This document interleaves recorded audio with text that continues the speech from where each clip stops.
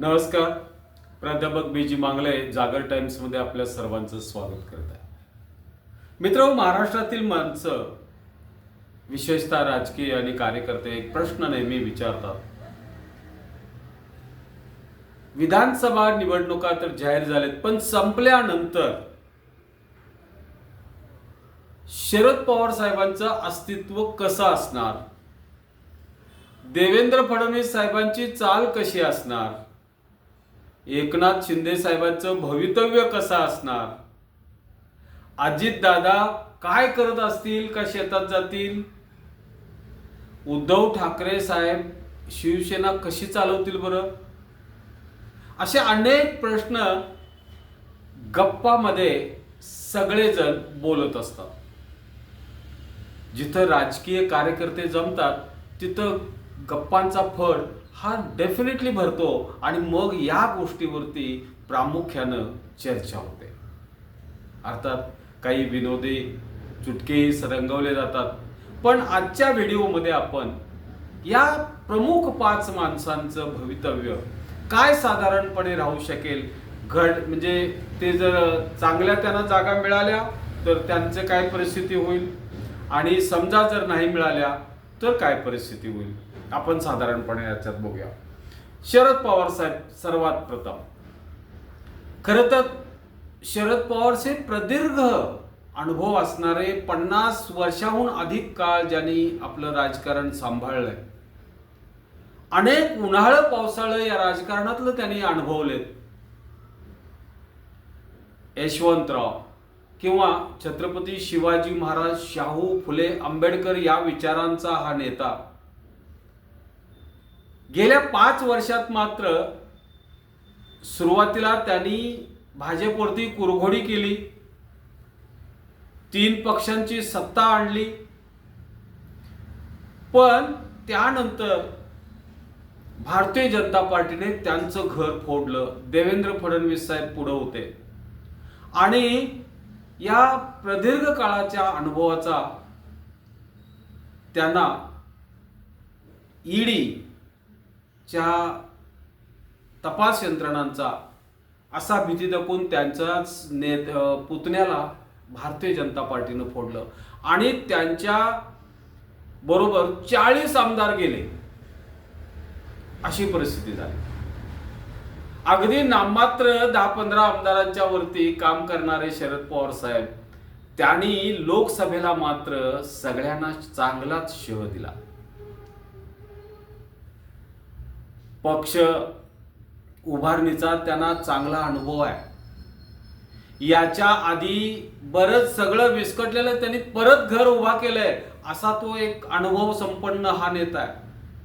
1978 साल असेल किंवा 1989 साली राष्ट्रवादीची स्थापना झाली त्यावेळचा वेळ असेल, तर त्यांनी अगदी धडाडीनं आपल्या कर्तृत्वानं आपल्या विचारानं पक्ष पुन्हा उभा केलेला आहे. पण आता वृद्ध झाले, पण ते मानत नाही. आज घडीला त्यांच्याच हयातीत त्यांचाच पक्ष फोडला गेला आणि तो दिला अजितदादांना, त्यांच्या पुतण्याला, आणि त्यांचं अस्तित्व संपवण्याचा प्रयत्न भारतीय जनता पार्टीने केला. पण घडलं का तसं? लोकसभा 2024 नुकत्याच झाल्या. या नेत्याला, यांच्या वाट्याला फक्त 10 खासदार आले. त्यांनी 8 जागा निवडून आणल्या. म्हणजे ज्या वेळेला फुल स्विंग मध्ये पक्ष होता तेवढ्या जागा सुद्धा त्यांना याच्या आधी मिळवता आल्या नव्हत्या, किंवा शंका असेल तेवढ्या जागा या वयोवृद्ध नेत्याने निवडून आणल्या आणि आपले ह्याच्यावरची जी मांड आहे ती पक्की केली अशी म्हणायला हरकत नाही. खरा चाणक्य होतो. आज जयंत पाटील असतील, रोहित पवार असतील, अमोल कोल्हे असतील, सुप्रिया सुळे असतील, अशी नवीन फलटण सगळी ताब्यात घेऊन आणि चांगले आहेत सगळे, या सर्वांना मदतीला घेऊन त्यांनी राष्ट्रवादी पक्षाची उभारणी अशी काही केली की आज ज्याला त्याला वाटतं की आपण राष्ट्रवादी पक्षात गेलं पाहिजे तर आपण निवडून येऊ शकतो, ही त्यांची खासियत आहे. त्यामुळं जर विधानसभेला यांनी जर सत्ता आणण्याचा प्रयत्न केला किंवा जर का त्यांना बऱ्यापैकी चांगले जर का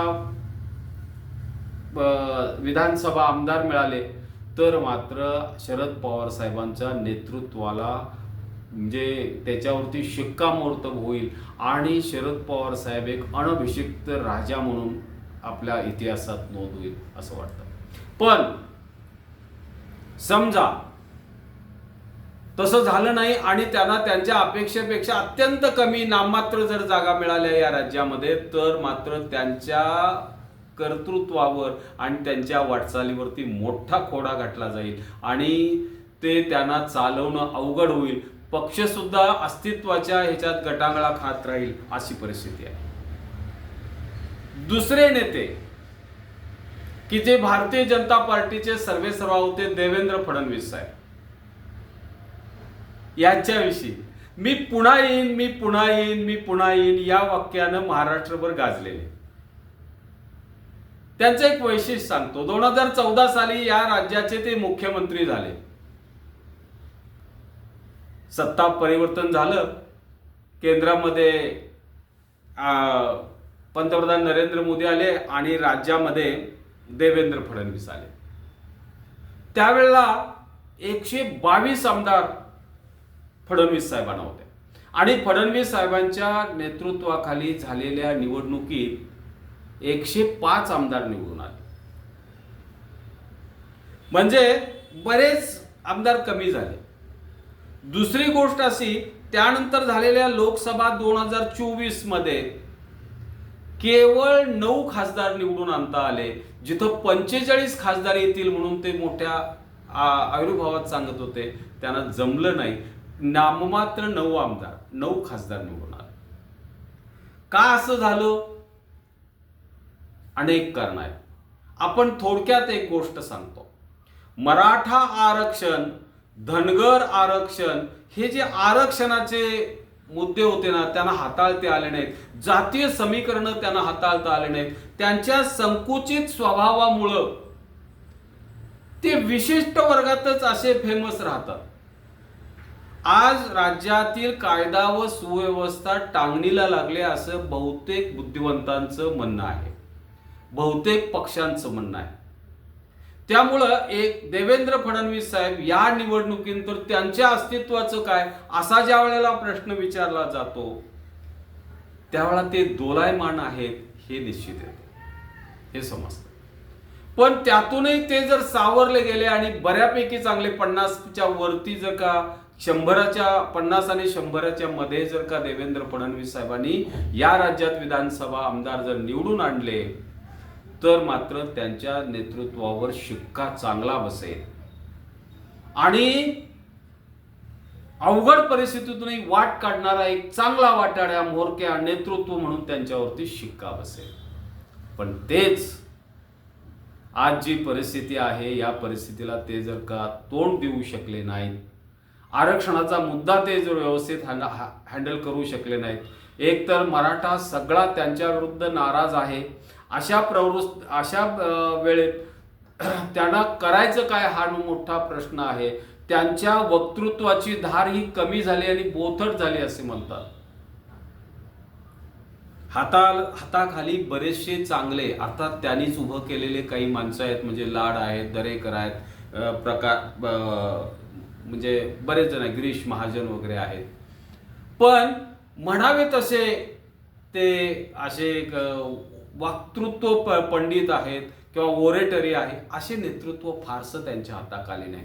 जे काही आहे ते पंतप्रधान नरेंद्र मोदी आणि अमित शाह यांचंच आहे. हा, एक गोष्ट फार महत्वाची आहे ती म्हणजे RSSचा संपूर्ण नागपूर वर्ग फडणवीस साहेबांच्या पाठीशी आहे आणि त्यामुळंच आज महाराष्ट्रात RSS त्यांच्या पाठीशी या इलेक्शनला निश्चितपणे उभी आहे. जर सत्ता आली तर देवेंद्र फडणवीस साहेबांच्या नेतृत्वावर शिक्कामोर्तब होईल. ते जिंकले असे होतील.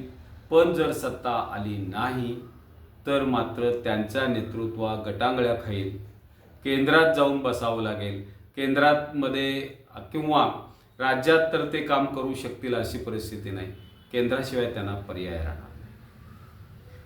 पुढचे नेतृत्व आहे एकनाथ शिंदे साहेब. खरा नशीबवान माणूस, खरा चाणक्य माणूस. ज्या वेळेला भ्रष्टाचाराच्या आरोपाखाली त्यांची चौकशी होईल असं सगळेजण वर्तमानपत्रातून बातम्या येत होत्या, त्यावेळेला त्यांनी उद्धव ठाकरेंचा शिवसेना पक्ष फोडून तब्बल 40 आमदार 13 खासदार घेऊन ते बाहेर पडले आणि देवेंद्र फडणवीस साहेबांनी त्यांना शिवसेना स्वतंत्र दिली. जी शिवसेना बाळासाहेब ठाकरे साहेबांची होती तीच शिवसेना चिन्हासहित, धनुष्यबाण चिन्हासहित त्यांना दिली. आणि नशीब बघा एखाद्याचं कसं असतं, पक्ष फोडलेल्याचा काहीही परिणाम झाला नाही, त्यांना नशिबानं मुख्यमंत्री पद मिळाले. आणि त्याचबरोबर पक्षाध्यक्ष पद मिळालं. ज्या खुर्चीवरती बाळासाहेब ठाकरे साहेबांनी जो पक्ष निर्माण केला होता त्या पक्षाचं अध्यक्षपद, म्हणजे नशीब असावं तर असं असे सगळेजण म्हणतात. हा, पण त्यांच्या स्वभावात अनेक उणीव आहे. पहिली उणीव म्हणजे ते असे पट्टीचे वक्ते आहेत असं नाही सांगताय. त्यामुळं त्यांचं या एकनाथ शिंदे साहेबांनी अर्थात लोकसभेला त्यांनी चांगलं काम केलंय. लोकसभेला त्यांनी चांगलं काम केलंय कारण त्यांना मिळालेल्या 16 पैकी 7 जागा निवडून आणले. चांगलं आहे. इतर पक्ष 15 पैकी 7. तर त्यामुळं एकनाथ शिंदेच्या कर्तृत्वावरती फार मोठा अविश्वास दाखवला समाजानं असं होत नाही. पण हेच जर का विधानसभा उद्याच्या ज्या होत आहेत याच्यामध्ये जर त्यांच्या वाट्याला 2-3 चॅलेंजेस आहेत. जी माणसं त्यांच्यावरती विश्वास ठेवून शिवसेना शिंदे गटात आली, पक्षात आली, त्या सगळ्यांना तिकीट देणं पहिलं चॅलेंज असेल. कारण अमितभाई शाह मध्ये आहेत आडवत, त्यांची बरीचशी आहेत. आजचा तो विषय नसल्यामुळं त्या गोष्टी बोलत नाही. दुसरं, तिकीट दिलेल्या सगळ्या माणसांना निवडून आणण्याचं चॅलेंज आहे. त्यातल्या बहुतांशी माणसं जर आणली तरच त्यांचा आब किंवा राजकीय हे शिल्लक राहणार आहे, हे त्यांनाही माहित आहे. तिसरी महत्वाची गोष्ट अशी, नशिबानं मिळालेलं जे शिवसेनेचं अध्यक्षपद आहे, जे फडणवीस साहेबांच्या कृपेनं असे सगळेजण म्हणतात, भाजपच्या कृपेनं म्हणतात, तर या शिवसेना अध्यक्षपदाची खुर्ची ही साधी सोपी गोष्ट नाही. ही शिवसेना टिकवून ठेवणं आणि वाढवणं हे यासाठी सत्ता हवीच. आणि ती जर सत्ता गेली, आपण समजा म्हणतोय,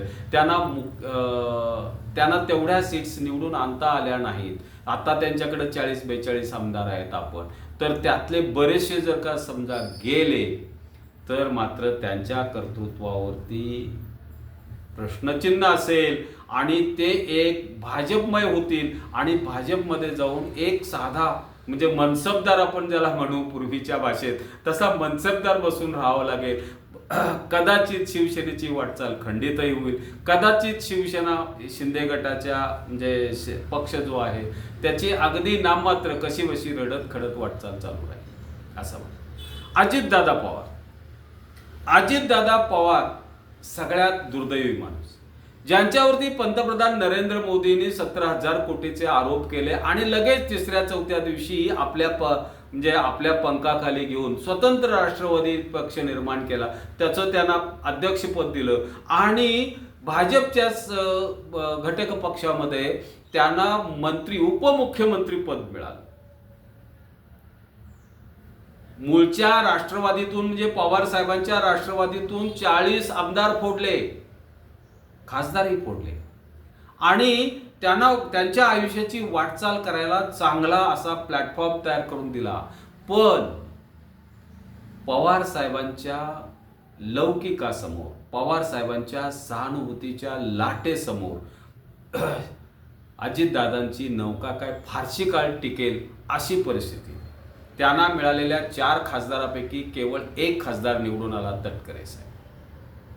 आता जवळपास 750 पदाधिकारी पवार साहेबांच्या राष्ट्रवादीमध्ये गेलेच, अजितदादा गट सोडून. म्हणजे एकेकाळचा उत्कृष्ट प्रशासक, जरब आणि वचक कशी असावी प्रशासनावर, तर त्याचं उत्तम आणि मूर्तिमंत उदाहरण, शब्द पाळणारा नेता म्हणून ओळख पण बारामतीमध्ये आपल्याच सौभाग्यवतींचा, सुनेत्रताईंचा पराभव ते वाचवू शकले नाही. इतकं शरद पवार साहेबांचं उत्तुंग व्यक्तिमत्व आहे. अर्थात त्याचा त्यांना निश्चितपणे वाईटही वाटत असेल आपण पवार साहेबांना सोडलेलंच. जर त्यांच्या पक्षाला योग्य सीट्स मिळाल्या नाहीत, म्हणजे समजा एक 25-30 पर्यंत जर का सीट मिळाल्या तर त्यांचं नेतृत्व टिकून राहील. पण असा ज्या पद्धतीनं त्यांच्या पक्षातून आउटगोईंग सुरू आहे त्या पद्धतीने जर मिळाल्या नाहीत तर भविष्य काळात एक भाजपच्या सोयीनं आणि सावलीखाली उभा राहिलेला एक मनसबदार एवढीच एक त्यांची ओळख राहील. दुर्दैवानं एक चांगला प्रशासक हा अत्यंत वाईट परिस्थितीत असेल. पण जर त्यांनी चांगल्या सीट्स निवडून आणल्या तर मात्र त्यांचा पक्ष आणि राष्ट्रवादी हा जोमानं काम करू लागेल. प्रसंगी ते भाजपला सुद्धा अंगावर घेतील अशी परिस्थिती आज दिसून येते. शेवट आपण बघतो तो उद्धव ठाकरे साहेबांचा. उद्धव ठाकरे साहेबांचा पक्ष सध्या म्हणजे केवळ 15-16 आमदारांच्या वरती चालू आहे. पण सगळ्यात महत्त्वाची गोष्ट सांगतो, ज्या देवेंद्र फडणवीस साहेबांनी शिवसेना फोडली त्यांच्यावरती कुरघोडी करत त्यांनी लोकसभेला चांगल्या सीट्स आणल्या. एक तर त्यांची ओरेटरी, वक्तृत्व फार चांगलं आहे, कुणालाही अंगावर घेण्याची ताकद आहे. कोरोना काळात त्यांनी केलेलं काम किंवा मुख्यमंत्री पदाच्या काळात त्यांनी केलेलं काम हे महाराष्ट्राला आवडलेलं आहे. आणि मुख्य म्हणजे त्यांना सहकारी चांगले आहेत. पहिला म्हणता म्हणजे खासदार संजय राऊत साहेब असतील, फायरब्रँड नेत्या सुषमाताई अंधारे असतील, आदित्य ठाकरे असतील, असे अनेक नेते त्यांच्या मदतीला आजही चांगल्या पद्धतीनं उभे आहेत.